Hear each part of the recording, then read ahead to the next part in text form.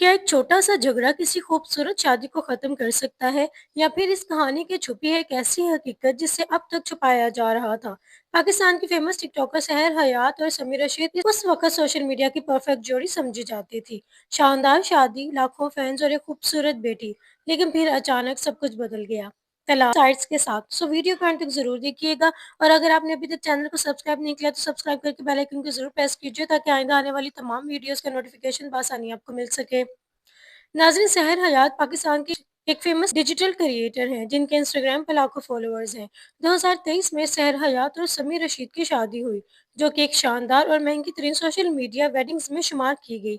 उस शादी में कई इन्फ्लुएंसर्स ने शिरकत की और ये इवेंट खूब वायरल हुआ।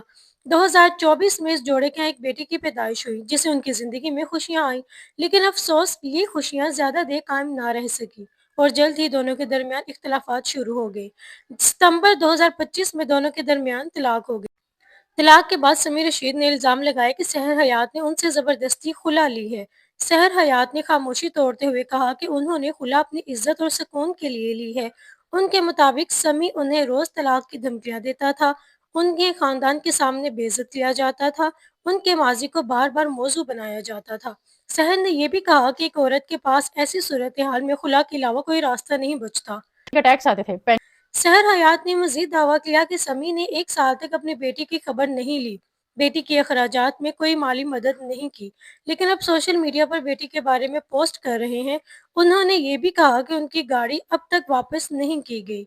दूसरी जानिब समीर रशीद ने इन तमाम इल्जामात को मुस्तरद करते हुए अपनी कहानी सुनाई।